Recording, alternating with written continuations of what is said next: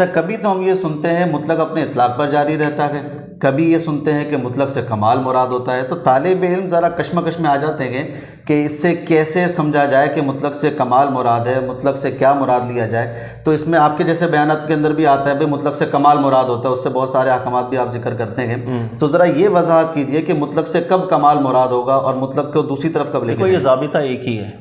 Normally ہوتا یہ ہے کہ ہمارے یہاں جس وقت ہم پڑھتے ہیں نا کتابوں کو، تو ہمارا فوکس یہ ہوتا ہے بچے کو سمجھانے کے لیے کہ مطلق اپنے اطلاق پر جاری رہے گا۔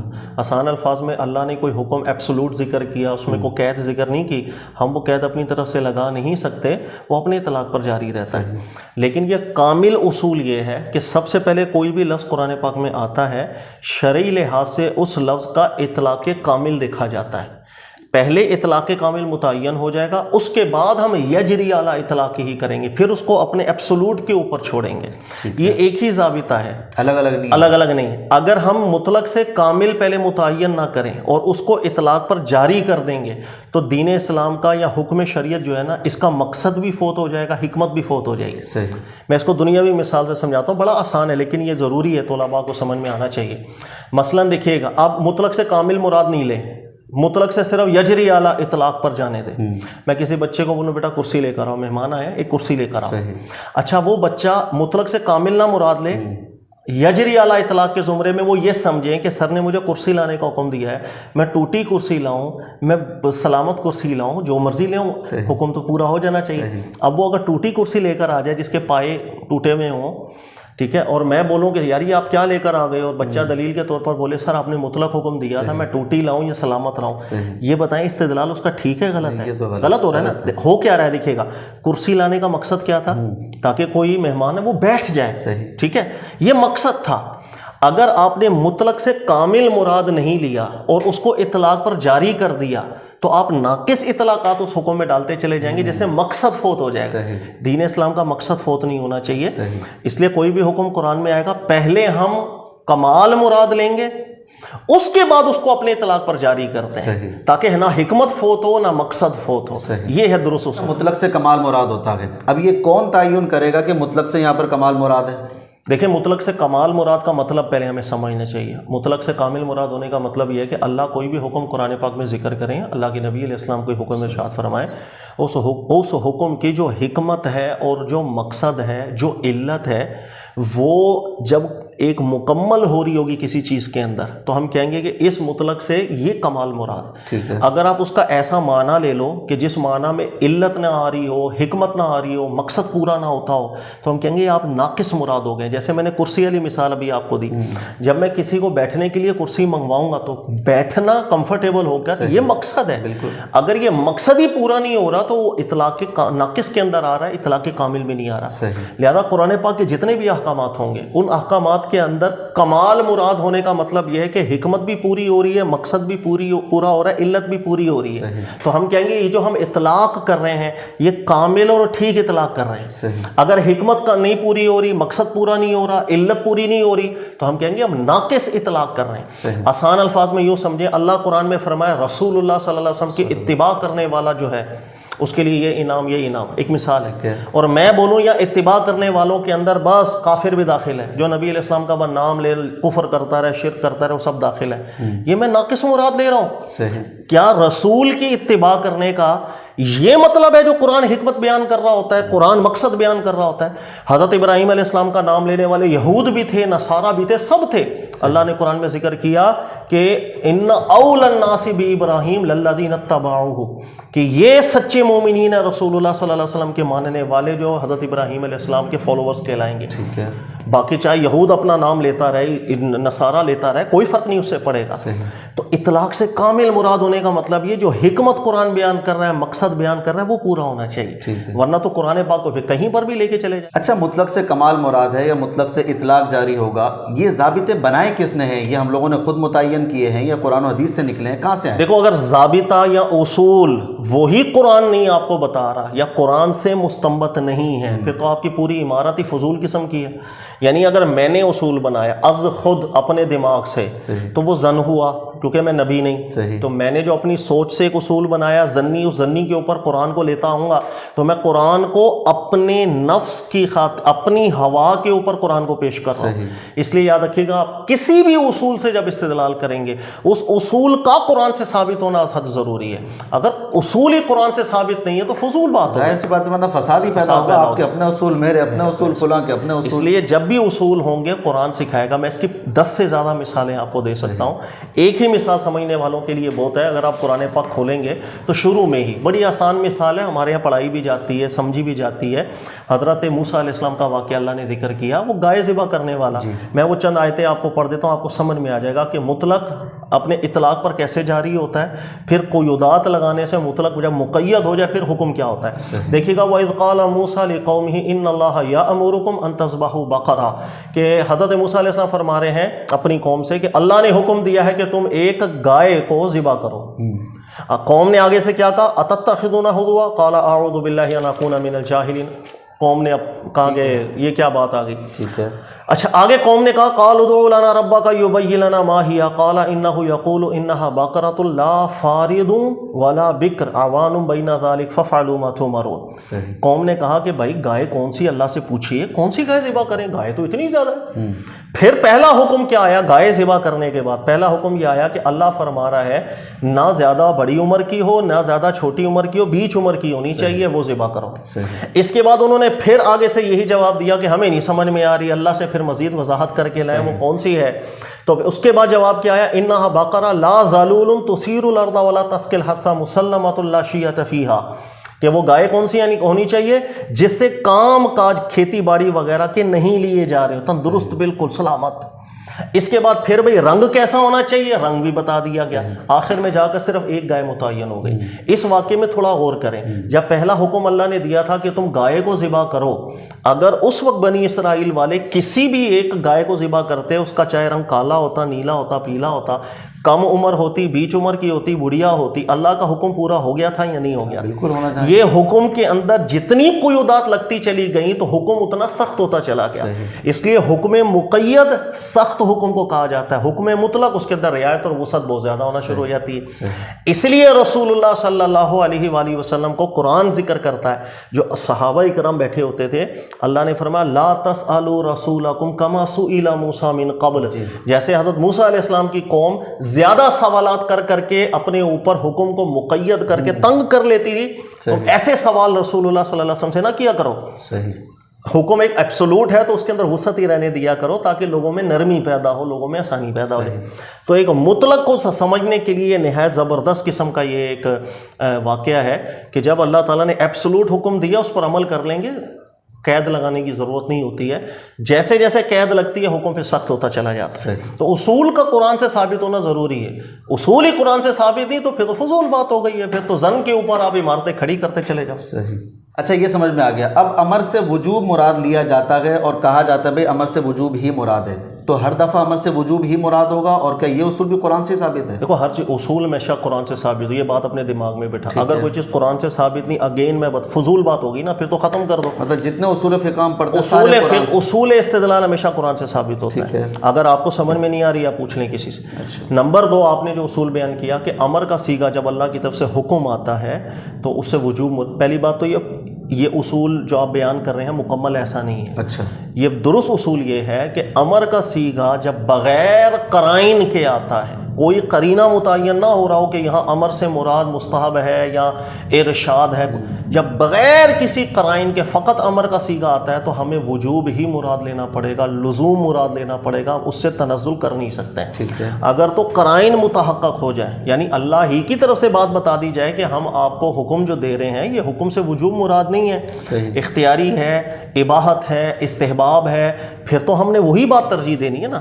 تو یہ مکمل اصول یہ ہے کہ اگر امر کا صیغہ وارد ہو جائے اور اس پہ قرائن کوئی متعین نہ ہوتے ہوں کہ اللہ نے خود بیان کیا ہو کہ وجوب مراد ہے یا مستحب یا فلانا، کوئی قرائن مراد نہیں، تو اس سے وجوب مراد لینا چاہیے۔ یہ اصول قرآن سے اس لیے ثابت ہے کہ اگر آپ قرآن پاک کو مطالعہ کریں، پھر اگین سورہ بقرہ میں شروع کے اندر ہی اللہ تعالیٰ نے ارشاد فرمایا قُلْنَا لِلْمَلَائِكَةِ اسْجُدُوا لِآدَمَ فَسَجَدُوا إِلَّا إِبْلِيسَ، کہ ہم نے حکم دیا تھا ملائکہ کو، شیطان کو، کہ آدم علیہ السلام کو سجدہ کریں، سب نے کیا، شیطان نے نہیں کیا۔ وَقَانَ مِنَ الْكَافِرِينَ، شیطان ہو گیا نافرمانوں میں سے، کافروں میں سے۔ اسی طرح دیگر مقامات پہ اللہ نے کیا ذکر کیا؟ اللہ نے فرمایا انی خالق بشرم من طین، کہ ہم ایک بشر بنا رہے ہیں، فَإِذَا سَوَّيْتُهُ وَنَفَخْتُ فِيهِ مِن رُوحِي فَقَعُوا لَهُ سَاجِدِينَ، اللہ نے فرمایا جب یہ مکمل ہو جائے اور اس کے اندر نفخ روح ہو جائے گا، سب سجدہ کر لینا۔ ان دونوں واقعوں میں تھوڑا غور کیجئے گا، اللہ نے امر فرمایا تھا، حکم فرمایا کہ جب ہم یہ کام کریں سجدہ کرنا ہے۔ پورے قرآن پاک کے اندر اللہ نے یہاں پر کوئی قرائن ذکر کیے ہیں کہ یہ میرا استحباب کا امر تھا، وجوب کا امر تھا، چھوڑو گے تو گناہ گار ہو جاؤ گے؟ جیسے حضرت آدم علیہ السلام کو اللہ نے جب فرمایا لا تقربا هذه الشجرة، اس درخت کے قریب نہیں جانا، خود اللہ نے آگے ذکر کیا فتکونا من الظالمین، آپ گناہ گار ہو جائیں گے۔ یا تو خود گناہ گاری بیان کر رہی ہے نا کہ یہاں لزوم مراد ہے کہ آپ نے لازماً اس کام کو نہیں کرنا ہے، لیکن جب سجدے کا حکم دیا تو وہاں اللہ نے ایسا کچھ ذکر نہیں فرمایا تھا کہ سجدہ اگر تم نے نہیں کیا فتکونا من الظالمین، شیطان تو گناہ گار ہو، جو سجدہ نہ کرنے والا کافر ہو جائے گا، سجدہ نہ کرنے والا گناہ گار نہیں۔ اللہ کا ایک حکم تھا سجدہ کرنا ہے، خلاص، کوئی قرائن متعین نہیں تھے کہ استحباب مراد ہے یا کیا مراد ہے۔ یہی سب سے پہلا والا واقعہ ہی دلالت کرتا ہے اس چیز کے اوپر کہ جب امر آئے کوئی قرائن نہ ہو کہ ہم اسے استحباب مراد لیں یا ارشاد مراد لیں، اس سے مراد وجوب لینا پڑے گا۔ جب دلیل نہیں تو اس کی اصل حیثیت وجوب کی ہے، مطلب اللہ صیغہ امر ویسی ایک سمجھ میں آتا ہے، دلالت کرتا ہے کہ جناب اگر کوئی آپ کو کچھ کہہ رہا ہے، آرڈر دے رہا ہے، تو اس کو لزوم کی معنی میں لینا چاہیے۔ ہاں کوئی وجہ بن جائے، کوئی دلیل بن جائے تو ہم بھائی ایسے ہی ہے، ماں باپ آپ کو کوئی حکم دیں اور آپ کو کوئی قرائن نہ مل رہے ہوں کہ ماں باپ یہ آپ کو مشورتاً کوئی بات، تو آپ کو ماننی پڑے گی بات۔ صحیح بات۔ اب تھوڑی وہاں پر کھڑا ہو کے بندہ بولے گا کہ ابا جی آپ نے جو بات کی ہے میرے نزدیک تو استحباب کی بات ہے، میں مانوں نہ یا تو ابو کہیں گے بیٹا پھر میرا باپ ہونے کا کیا فائدہ۔ اچھا، صیغہ امر سے وجوب مراد ہے، اس میں ائمہ مجتہدین کتنے متفق ہیں؟ سب متفق، اصول سب متفق ہوتے ہیں۔ دیکھو تعبیری اختلاف ضرور ہوتا ہے، مثال کے طور پر آپ نارملی کتابوں میں پڑھیں گے کہ امر سے وجوب مراد ہوتا ہے، امام شافعی کی نزدیک امر سے اباحت مراد ہوتی ہے۔ یہ ایسا کچھ بھی نہیں ہے، یہ ہوتا یہ ہے کہ بچوں کو پڑھانے کے لیے نا تو ایک ذرا ٹوسٹ پیدا کر دیا جاتا ہے ان باتوں کے اندر۔ اصل اصول استدلال ہمیشہ سے متفق رہے ہیں، اور جہاں کہیں تنازع نظر آ رہا ہوتا ہے وہ لفظی ہوتا ہے، نہیں ہوتا ہے۔ لہذا امام شافعی ہوں، فقہ حنفی کے علماء ہوں، تمام علماء کے نزدیک ایک اتفاق ہے کہ امر جب قرائن سے خالی ہوگا تو آپ کو لزوم کا معنی مراد لینا ہی پڑے گا۔ ابھی دیکھیں ہم نے مثال پڑھی ان اللہ یامرکم ان تذبحوا بقرہ، اللہ حکم دے رہے ہیں گائے ذبح کرو۔ اچھا یہاں کوئی قرینہ موجود تھا؟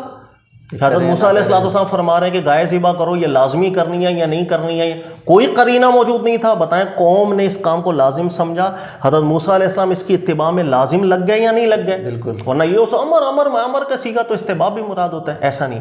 اسی طرح قرآن کی مثال ہے، اللہ تعالیٰ نے حضرت ابراہیم علیہ السلام انی ارا فی المنام انی اذبحک فانظر ماذا تری، اللہ کا حکم ہے آپ کی گردن پہ چھری پھیرنی ہے، بچے آپ کا کیا رائے ہے؟ بچے نے کہا افعل ما تؤمر ستجدنی انشاءاللہ، جو اللہ نے کہا کر لیں، ختم۔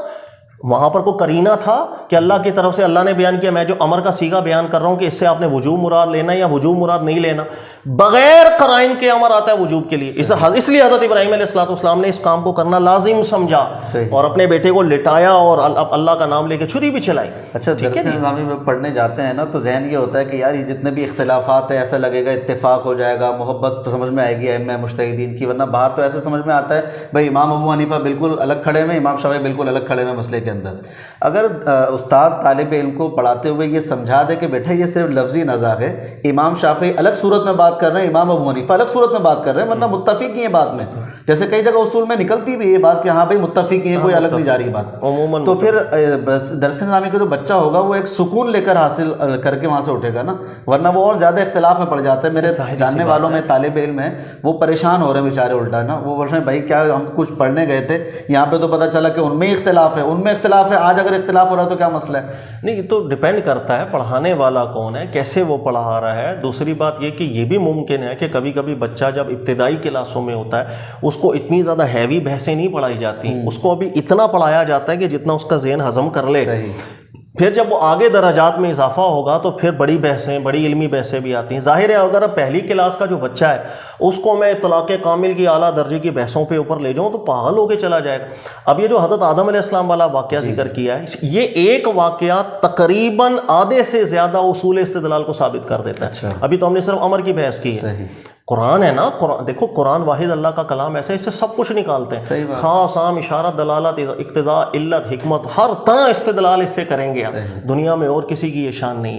اب اسی واقعے کے اندر تھوڑا غور کیجئے گا. اللہ نے ارشاد فرمایا کہ ما منعک اذ امرتک، شیطان تو نے سجدہ کیوں نہیں کیا؟ حکم میرا تھا.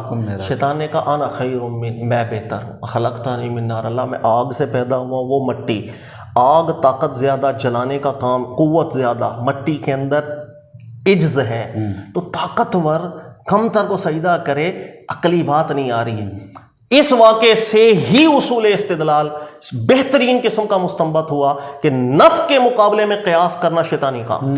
بالکل اللہ نے نص کی، میرا حکم تھا سجدہ کرنا، شیطان نے اس نص کو سائڈ پہ کیا اور اپنے عقلی استدلال پیش کرنے لگ گیا کہ اللہ میں آگ، وہ مٹی، آگ میں طاقت، یہ افضل، وہ مفضول، افضل مفضول کو سجدہ نہیں کرتا. عقل میں تو یہی بات آتی ہے. اسی واقعے سے اصول مستنبط ہوا کہ کبھی بھی نص کے مقابلے میں قیاس کی طرف نہیں جائیں گے. یہ وہ طریقہ ہے جو شیطان نے سب سے پہلے اخذ کیا تھا. اس لیے جب کبھی کسی عالم کو ثابت ہو جائے، امام ابو حنیفہ سے، شافعی، مالک، حنبل سے، کہ انہوں نے قیاس کیا تھا، ان کے توجہ میں کوئی نص نہیں تھی، ملی نہیں، ذہن نہیں گیا، انہوں نے قیاس کیا تھا، فوراً بعد میں پتہ چل جائے کہ اس موضوع کے اوپر نص ہے، تو وہاں پر لازم اور واجب سمجھتے ہوئے اس قول کو رد کر دیا جاتا ہے. ائمہ مجتہدین میں اس کی کوئی مثال ہے آپ کے ذہن میں ابھی فی الحال کہ جناب انہوں نے ایک قول کہا تھا لیکن بعد میں ہمیں پتہ چلا کہ نہیں اس میں نص موجود ہے لہذا اس کو ہم ترک کر دیتے ہیں، ایسی کوئی مثال ہے؟ اس کی بہت سی مثالیں، جیسے امام ابو یوسف رحمۃ اللہ تعالیٰ علیہ، وہ ذکر کرتے تھے کہ امام ابو حنیفہ نے جو ایک صاع پیمانے کا قیاس کیا ہوا تھا کہ غلہ اتنا ہونا چاہیے، وہ ایک قیاسی آپ کا استدلال تھا. پھر امام یوسف کہتے ہیں میرا جب مدینہ جانا ہوا، امام مالک رحمۃ اللہ علیہ سے ملاقات ہوئی، میں اگر غلطی نہ کر رہا ہوں تو امام یوسف ہیں یا امام محمد ہیں، یہ دیکھ لیجئے گا، میں تھوڑا بھول گیا ہوں.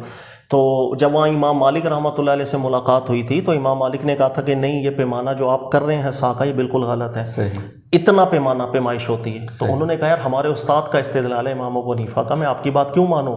وہ بڑے زبردست استدلال کے ماہر تھے. تو امام مالک نے کہا میری بات نہ مانو، ذرا رکو. لوگوں کو بھیجا اور صحابہ کرام کے جو گھر میں صحابہ کے دور کے برتن پڑے ہوئے تھے، وہ تو قریب کے تھے نا، تابعین میں سے تھے، وہ برتن لے کر آ گئے. انہوں نے کہا یہ فلاں صحابی کے برتن ہیں، یہ فلاں صحابی کے برتن ہیں، ایک سا کا برتن یہ ہوتا تھا. جب امام یوسف کہتے ہیں میں نے آنکھوں سے دیکھ لیا کہ بھائی یہ تو سری نس ہے نا، سامنے ان کا برتن آ گیا، یہ تھا ان کا برتن، تو کہہ رہے ہیں میں نے اس وقت امام ابو حنیفہ کے قول کو ترک کر دیا.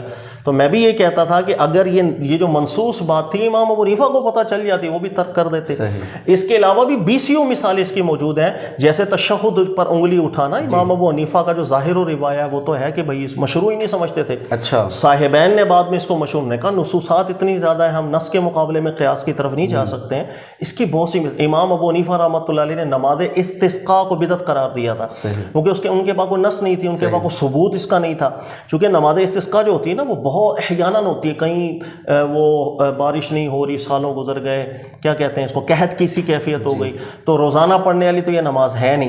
لہذا آپ نے کہا تھا پتہ نہیں میرے پاس تو کوئی ثبوت نہیں. لیکن جس وقت ثبوت ملے اس کے کہ بھائی نبی پاک علیہ الصلوۃ والسلام نے تو ادا فرمائی تھی اور اس کے ٹھوس دلائل ثبوت ملے، تو انہی کے شاگردوں نے بعد میں کہا کہ نہیں، نص کے مقابلے میں قیاس ترک کر دیا. امام ابو حنیفہ کے قول کو ترک ہے. اس کی 50 مثالیں ائمہ میں بڑوں میں یہ بات ثابت ہے کہ اگر کوئی بات اپنے بڑوں کی قرآن سے خلاف لگ رہی ہو، حدیث کے خلاف لگ رہی ہو، ہم یہ تو ضرور سمجھ لیں گے کہ جناب ان کی کوئی بری نیت نہیں ہوگی، انہوں نے ایک استدلال کیا، ان کے پاس وہ نص نہیں تھی. اگر بعد میں نص مل جائے تو بالکل رجوع کر لینا چاہیے. جی بالکل واجب ہوتا ہے، یہ واجب ہے. اگر دیکھیں اللہ نے قرآن میں بیان کیا میرا حکم تھا، شیطان نے قیاس کیا. ایسے موقعوں پر اگر آپ نص کو ترجیح نہ دیں، قیاس کو ترجیح دیں، تو آپ تو شیطان کے طریقہ کار پہ چل پڑے. اللہ کی قرآن میں نہ سے لا تتبعوا خطوات الشیطان، اس کے طریقے پہ نہیں چلنا. شیطان کا طریقہ استدلال تک قرآن نے ذکر کیا ہے، اور اس کا سب سے بہترین طریقہ استدلال یہ نص کے مقابلے میں قیاس لے کر آتا ہے. یہ عقلی صورے کبرے میں لائے گا کہ بھائی یہ پلس یہ مائنس، دیکھو کیا جواب نکل رہا ہے. وہ یہ نہیں دیکھتا اس کے پیچھے اللہ کی نص موجود ہے جو ہر شے پر قادر ہے، جو حکیم ہے، عزیز ہے، علیم ہے. وہ اس طرح توجہ نہیں کرنے دیتا. اس لیے آپ بھی دیکھیں گے کہ اکثر اوقات یہی ہوتا ہے کہ نصوصات کے مقابلے میں قیاسات کو ترجیح دی جا رہی. اچھا کئی دفعہ شیطان لذت بھی بہت زیادہ قیاسات کے اندر ڈال دیتا ہے کیونکہ وہاں پر یہی عقلی باتیں چل رہی ہوتی ہیں نا, ہمیں لگی یہ لوجیکل بات ہے اور نص کی بادشاہ لوجیکل نہیں لگ رہی ہوتی اس کو. تو اس لیے شیطان کی یہ لذتیں ہیں, یہ استدلال شیطانی لذتوں والے استدلال ہوتے ہیں. کبھی اللہ تعالیٰ نے ہر چیز کو قرآن میں ذکر کیا ہوا ہے. ٹھیک ہے سر, بہت شکریہ, اچھے طریقے سے آپ نے سمجھا دیا. جی ناظرین, امید ہے کہ آپ کو یہ گفتگو سمجھ میں آئی ہوگی. جو بھی درس نظامی کے طالب علم ہیں ان کے لیے تو ایک بہترین پروگرام ہوگا. جو پڑھتے ہیں خاص عام مشترک مؤول, اصول فقہ ہے, اصول استدلال ہیں, انشاءاللہ اگلے پروگرام میں اس پروگرام کو بھی ہم آگے لے کر چلیں گے. انہی سوالات پر انشاءاللہ ہم گفتگو کریں گے.